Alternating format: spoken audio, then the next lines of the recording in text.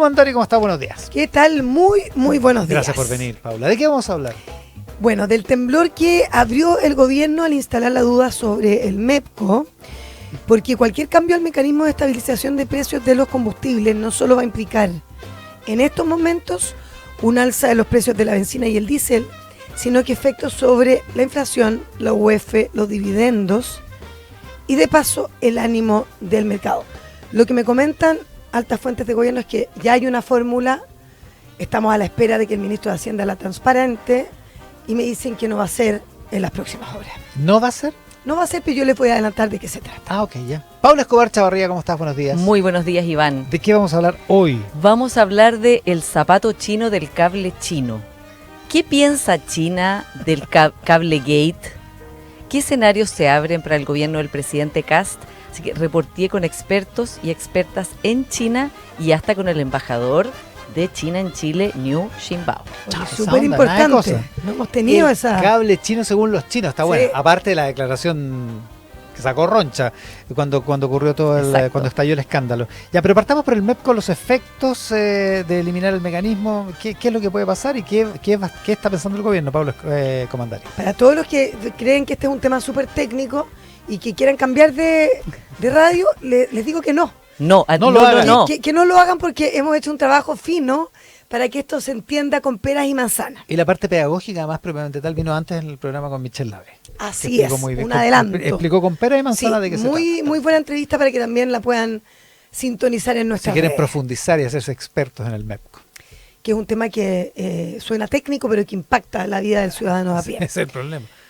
Incertidumbre podríamos llamar lo que ha sucedido, y la mejor palabra que resume lo que dejó el ministro de Hacienda, Jorge Quirós, al abrir la puerta a cambios en el MEPCO, el mecanismo que suaviza estas alzas y bajas de los combustibles a través del impuesto específico.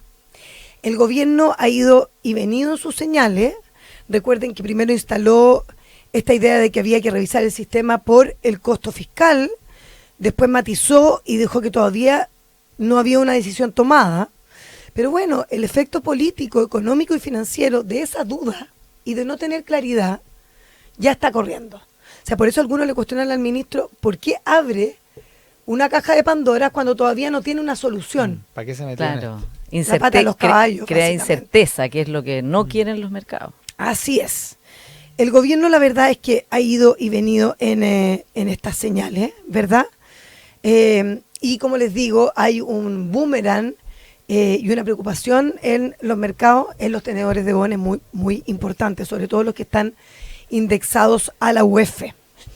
El punto de fondo es sumamente claro. El MEPCO, para que los que nos estén escuchando lo entiendan bien, no es un fondo con platas guardadas. Porque antes el sistema era así. Claro, con plata en un guardada. comienzo. Es como funciona hoy el tema de la parafina. Ellos sí tienen un fondo Claro. que sube y baja, ¿verdad? Que es Este el no. FEP, el Fondo de Estabilización de Precios del Petróleo. Exactamente. El MEPCO, es un mecanismo que opera ajustando el componente variable del impuesto específico a los combustibles. En simple, cuando el petróleo salta muy fuerte afuera, como lo que estamos viviendo hoy, el sistema amortigua una parte de ese golpe acá para que el traspaso al consumidor no sea brutal de una sola vez. Bajó un poco, están 114. Pero ya, llegamos a 118 más temprano, Sí, ¿verdad? No sé, este es terrible. Este es yo creo que el peor día. El peor Números día, sí. impactantes. De todas maneras. Sí. Y en términos de la parafina y también del crudo Brent. Eso es exactamente lo que está ocurriendo hoy, porque el precio del petróleo, como recién decimos, se ha disparado por la guerra y también por la paralización del estrecho de Hormuz, por donde pasa cerca de una quinta parte del petróleo y del gas licuado del mundo. Y nadie sabe, obviamente, cuánto tiempo va a durar esta guerra. Y es aquí donde entra el dilema del gobierno actual. Porque altas fuentes de Palacio, fíjense, me transmiten que no quieren usar o seguir usando esta recaudación que viene del impuesto específico, o sea, ingresos por este concepto, para seguir amortiguando indefinidamente un precio internacional que hoy está completamente fuera de rango. En otras palabras, en la moneda miran el MEPCO y concluyen que tal como está funcionando hoy, es un mecanismo que no da para más. Y por eso, para que entendamos bien un tema complejo, en simple, en la actualización de los precios de la próxima semana hay actualización de los precios. ¿Por qué? Porque la actualización ocurre cada 3 semanas y la ley del MEPCO le pone un techo máximo de subidas cada 3 semanas. ¿Ya? 30 pesos de subida, como máximo. Ah, no sube más que 30. No. Y lo que me dicen en Palacio, como les digo, a altas fuentes de Palacio, es que hay una decisión tomada. Yo siempre digo hasta ahora, porque las cosas sí, pueden cambiar a último minuto. Las cosas son dinámicas. Es que no se va a utilizar la fórmula, porque en la ley que crea el MEPCO, la ley número 20.765, igual hay espacio para interpretar que tú puedes traspasar más de 30 pesos. Eso en el artículo 7, por si lo quieren revisar. ¿Ya? Aunque hasta ahora este mecanismo se crea en 2014, no ha pasado. No se ha usado nunca. Nunca, de cambiar este techo de 30 pesos. Para que suba más de 30 pesos. Salvo para desviaciones muy pequeñas. Por lo que una subida pronunciada sería, bueno, una gran noticia, ¿no? Claro, y podría se podría litigar incluso, ¿no? Si el gobierno puede hacer esto, Paula. O sea, como estás diciendo que no ha pasado antes. No, yo lo he visto y revisado con expertos en el tema, y te dicen que finalmente cuando uno la lee y relee la ley, como que igual se abre la puerta para que tú puedas hacerlo. Ya. Y en eso se está tomando el Ejecutivo. Por lo que a partir del próximo jueves, y cito aquí a una altísima fuente del gobierno, la benzina subiría. Que no es al que le dicen el Yeti, ¿no? No el que le dicen el Yeti. Cuando dices alta no te refieres a eso. No, me refiero a... de alto rango. En sentido simbólico. Rango, exactamente, metafórico, si se quiere. Que la benzina va a subir 300 pesos el próximo jueves. El decreto que tiene que firmar el Ministerio de Hacienda va a ocurrir el día martes. El martes próximo ya. Y nosotros, porque se cumplen las 3 semanas. Ya. Y nosotros veríamos reflejado el alza el día jueves. Espérate, o sea, si la decisión fuera hoy, así como están las cosas hoy, el jueves de la próxima semana, en una semana más, sube 300 pesos la ansia. Exactamente. No 30 pesos como está establecido por ley. Pero Paula, ¿y las consecuencias políticas? ¿Y las consecuencias políticas de eso? Es tanto lo que estás diciendo, Iván, de que va a generar mucho ruido y que la gente va a empezar a llenar benzina en las bombas de benzina, que ya hay reuniones con carabineros para hacer un seguimiento y un monitoreo de la logística en las bencineras. Claro. Porque puede pasar. Claro, porque esto, como estamos todos atentos, el martes vamos a darnos cuenta, entonces el miércoles la gente va a decir, mañana sube. O sea, antes del jueves yo creo que la gente va a tomar la decisión de por lo menos subir o llenar su estanque. Ya. Eso hasta ahora el ministro de Hacienda nos tiene en ascuas, porque hemos estado esperando desde ayer que confirme el mecanismo y todavía no lo hace, pero hasta ahora esa es la línea en cuestión. Ahora, la idea es efectivamente dejar que las bencinas y el diésel suban, pero compensarlo paralelamente con una medida especial, un paquete de contención, le llaman un proyecto de ley, que amortigüe los efectos sociales y políticos del alza, especialmente donde el golpe es más sensible. Esto es lo que pagan los estudiantes y los adultos mayores por el transporte público y lo que pagan los camioneros. Y eso ya es una conversación que comenzó en los últimos días. Y ese es el rediseño que se está conversando contra reloj. Y por eso es que el ministro Quirós ya se reunió con Sergio Pérez de la Confederación Nacional del Transporte de Carga Terrestre, que, dicho sea de paso, está alineado en términos políticos a este gobierno, o más bien a la derecha, pero que tiene que representar a sus bases, por supuesto. Y sabemos que los camioneros tienen mucho poder por eventuales paralizaciones en las carreteras. Imagínense el caos que podría generar que los camioneros no transporten las mercancías, los productos de las grandes compañías. Sí. No es menor. Ahora me comentan que hay mucha buena disposición de los gremios para llegar a una solución, pero lo que me comentan es que si se concreta el alza al diésel, como lo estoy contando, ellos entienden que el alza de precio tiene que ser asumido no solamente por ellos como camioneros, sino que por las empresas. Walmart, Sodimac, mencionaba él, que son las que en el fondo nos obligan a nosotros a hacer los traspasos de estos productos de norte a sur o de Santiago al sur. O sea, que ellos van a subir la tarifa, punto. De que ellos van a subir Suben la su tarifa y que la paguen las empresas. Las empresas, las grandes empresas. El problema es para los chicos. El problema es para las pymes, pero esa es la conversación que se está dando con altas autoridades de gobierno. Y también lo que me comentan es que Jorge Quiroga, el ministro de Hacienda, se está reuniendo con los altos representantes de las petroleras aquí en Chile. Y como les digo, que el gobierno ya ha tenido reuniones con carabineros para hacer un plan por si se generan atostamientos en las bombas de benzina.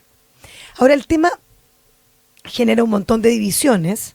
¿Cómo no? Es un tema súper complejo. La misma Michelle Label lo adelantaba. Este es un tema que no solamente afecta a las bencinas propiamente tal, sino que permea a muchas otras industrias. Porque muchas veces en este debate a veces se pierde de vista que el problema no es solo la bencina. En Chile, el combustible, cuando uno ve la canasta del IPC, pesa relativamente poco, de manera directa en el IPC, cerca de un 2,5-3%, ¿ya? Pero su efecto indirecto es enorme. Se mete en el transporte, en los despachos, en la logística, en los alimentos. O sea, claro, tarde o temprano se va a traspasar. todo. ¿En cuánto cuesta una lechuga en los supermercados? Exacto. Claro. ¿Ya? En los servicios y finalmente en la inflación que termina alimentando la UF. Y en una economía tan indexada como la chilena, cuando sube la UF, no solo sube una cifra abstracta, oye, subió la UF.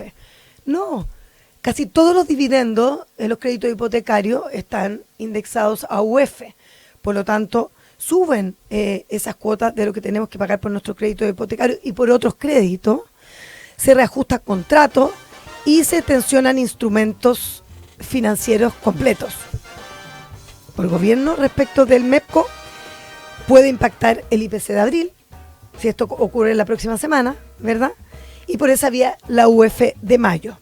Y ahí ya no solo estamos hablando solo del individuo que llena el estanque, sino que de tenedores de bonos en UF, muy preocupados por este tema, o sea, me dicen que están analizando minuto a minuto lo que está ocurriendo, de hipotecarios, de empresas apalancadas, de toda una economía que vive amarrada a la indexación.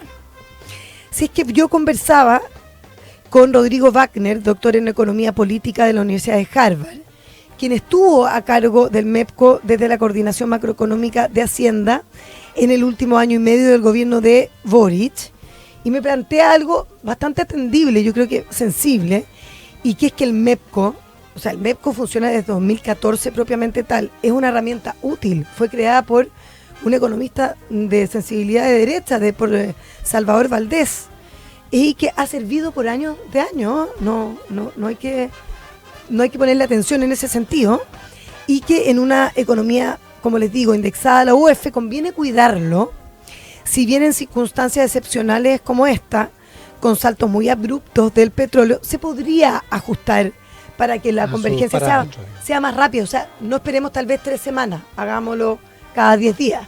De modo que vaya escalando de a poquito, claro, de a menos. O sea, de un poco más de lo que está pasando hoy, que son solo 30 pesos. Claro. Como poniéndonos como en... para actualizar mejor los precios. Digamos. Los precios de lo que está ocurriendo en Estados Unidos, que subió 180 pesos en el mes de marzo, porque no tienen un mecanismo de estabilización. O tal vez subámoslo más de 30 pesos, pero estamos pensando que lo que se piensa hasta ahora en Hacienda es que se va a subir de 30 pesos a 300 pesos. Un cambio bien importante. Un cambio, pero profundo. Y por el efecto financiero que, si lo vemos, como les digo, en todas las áreas, puede ser mucho más grande que el ahorro fiscal inmediato. Pensemos solamente en lo que están mirando desde el Banco Central, que tiene política reunión de política monetaria la próxima semana. Ya, eso con el precio del petróleo, ya bajó un poquito, 113. 113. Durante tu informe. Imagínense, 113, pero estábamos hablando que usualmente estamos acostumbrados a precios de 60, 70 dólares el barril. Paula Escobar Chavarría, el cable chino según los chinos. Exactamente. Otra encrucijada que enfrenta el gobierno del presidente Kast. Recordemos que el cable submarino quedó en stand-by, decreto firmado por el exministro Muñoz quedó sin efecto por error de tipeo. Ahí quedamos. Claro. ¿Ya? El presidente Kast, en las entrevistas que dio cuando inauguró su mandato, dijo respecto del tema: primero vamos a concretar el cable Humboldt. Después conversamos, ¿no? Y el cable submarino Humboldt es impulsado junto a Google y su operación se proyecta para 2027 o principios de 2028, dijo el ministro Luis de Grancha ayer. Claro. Y que el Estado también tiene parte de esa propiedad. Sí, claro. El Estado puso 25 millones. Exactamente. Lo que puso en el MEPCO esta semana, más o menos. Claro. El canciller Pérez Maquena, en el Mercurio este domingo, le preguntaron qué va a hacer Chile frente a las presiones de Estados Unidos por el cable chino y otras muchas inversiones chinas en Chile. Recordemos que es nuestro principal socio comercial. Dijo que Chile tiene que privilegiar todas las relaciones, tiene que aumentar su diversificación, pero la verdad es que el problema está ahí esperando en ese escritorio. ¿Qué piensa China, el gobierno chino, respecto de esta materia? No vamos a decir que el gobierno chino está desvelado por un cable submarino en Chile. Sin embargo, es un tema que dentro de toda esta lucha por la hegemonía entre superpoderes, es un tema importante, ¿no? Todo lo que pasa en Latinoamérica, en África, en tantos países donde se verifican este tipo de situaciones. Yo conversé con varias fuentes y con el embajador Niu Xinbao, que me dijo varias cosas de esta pregunta de cómo ve China, el gobierno chino, este tema, como la reacción de Chile y lo que puede pasar, porque además ya ha pasado tiempo, ¿no? Del shock inicial, de los 3 autoridades sin visa, revocaciones de visa, etcétera. Primero recordó que el cable submarino fue una propuesta de Chile a China, no hay que olvidar eso. El entonces embajador Jorge Jaine se acercó a los chinos en 2016, cuando era embajador, para promover que se hiciera este cable submarino con Beijing, que derivó en este proyecto Hong Kong-Concón, ¿ya? Claro. Entonces muy dice, entusiasmados, Paula, porque se había hecho un cable para unir el sur de Chile claro, con Punta Arenas y un proveedor había sido chino. claro. Entonces, como parte diciendo, bueno, Chile fue el que se acercó hace 10 años, ¿no? A China para hacer esto, que Chile es natural también que sea así, uno de los países más desarrollados en telecomunicaciones y desarrollo digital de Latinoamérica. Un cable submarino como este sería muy importante porque hoy los cables submarinos, la mayoría de ellos van a través de Estados Unidos. Toda la data tiene que viajar a través de Estados Unidos prácticamente. Eso es costoso, hay mucha distancia y por supuesto que encarece el tiempo. Un cable China-Chile con Chile como hub de Sudamérica fortalecería la posición de Chile en la economía digital, ¿ya? También dice que no hay riesgo de seguridad, como se ha planteado, porque este proyecto debe cumplir con la ley china y la ley de Chile, y que además la compañía China Mobile está dispuesta a cumplir los estándares de transparencia que se le solicite, ¿ya? Ahora, la frase del embajador de Estados Unidos, que dijo el cable se acabó, ¿no? Antes Claro. que el gobierno, incluso. Antes que el gobierno, Lo dijo el 12 cambio de marzo. mando, Al ¿no? día siguiente, Claro, al día siguiente el cambio de mando. Afuera de la Pero catedral. antes de Exactamente. que el gobierno de Kast dijera esto no va, de manera Sí. oficial, digamos. Claro, y De él- hecho, se lo preguntamos ese jueves en la noche al presidente y el presidente se hizo el loco. Así como- Claro, el gobierno de Chile no ha dicho que no va al proyecto. No, y tampoco quiso tirarle la cadena al embajador, pero se pasó como 4 pueblos. Claro. Total. Lo que me dice el embajador chino es que piensa que el embajador de Estados Unidos no está en posición de decir esto. Esto es bien importante porque es como en el fondo lo que realmente se piensa, que es lo que está en debate acá. Que solo el gobierno chileno tiene el derecho de decir algo así, ¿ya? Que también el embajador de Estados Unidos al decir esto habla como si fuera el virrey de Chile. Y que eso tampoco está en sintonía, por lo demás, con lo que ha dicho el presidente Trump y su secretario de Estado Marco Rubio sobre la relación China-Estados Unidos. Trump ha dicho que parte de su doctrina Monroe, es tener relaciones estables con China, y Marco Rubio ha dicho que la relación es estable. Y lo que dijo el embajador de Estados Unidos, a juicio del embajador chino, no parece en sintonía con lo que piensan sus jefes. Ya. Vamos leyendo acá también el Claro. lenguaje diplomático, ¿no? Entre líneas. El punto de fondo que para el gobierno chino, para China, es que no quieren ver su relación bilateral afectada por una tercera parte, ¿ya? Y esto es como el tema de fondo, por eso que es importante lo que dice frente a la frase del embajador de Estados Unidos, como que no está en posición de interferir en una relación bilateral, que no es aceptable o no está bien en una interferencia de Estados Unidos, y que China no quiere ver que se pierdan oportunidades, en este caso oportunidades de negocio, oportunidades de conectividad, por culpa de terceras partes. Eso no sería justo, ¿ya? que Chile, por su lado, ha tenido por años una política de apoyar la globalización, el libre comercio, es un país completamente abierto a la inversión extranjera sin discriminación, que ese es el interés nacional de Chile. Si no se respetara eso, se puede afectar la credibilidad y la confianza de Chile como socio, ¿ya? Como partner. Y que él no quisiera ver, como embajador chino en Chile, que surgieran interpretaciones acerca de esa credibilidad y confianza puesta en duda. Vaya. ¿Ya? Vaya. Y me contó que había visto comentarios en internet de personas en China que frente a esto, o sea, me ilustraba como un poco, yo decía, ¿cuál es el ambiente que hay? Mal que mal, Chile y China tienen una relación comercial muy intensa, ¿no? Y que veía comentarios de personas que decían, se preguntaban en China si Chile seguirá siendo amigo de China o no. De gente que decía que les gustan las cerezas chilenas, que les gusta el salmón, que les gusta el vino, pero que con esto que ha pasado, ¿Chile sigue siendo amigo de China? Eso me decía el embajador Niu Xiaobao. Esto yo lo he leído, ¿ya? ¿Seguirá siendo...? Oí por ahí. Claro, me lo ¿ya? comentaron. Y por último le pregunté qué le había planteado el nuevo gobierno sobre el tema, ¿no? Y dijo que tanto el presidente Kast como el canciller le habían planteado que Chile valora mucho su relación con China, que Chile es un socio confiable y que Chile toma sus propias decisiones, ¿ya? Y que, digamos, en lo formalmente hoy, oficialmente, Chile está revisando este tema, ¿ya? Por el momento no hay una negociación, no hay negociaciones en particular. No hay Chile está en estado de revisión. Chile lo revisa, por su lado. Exactamente.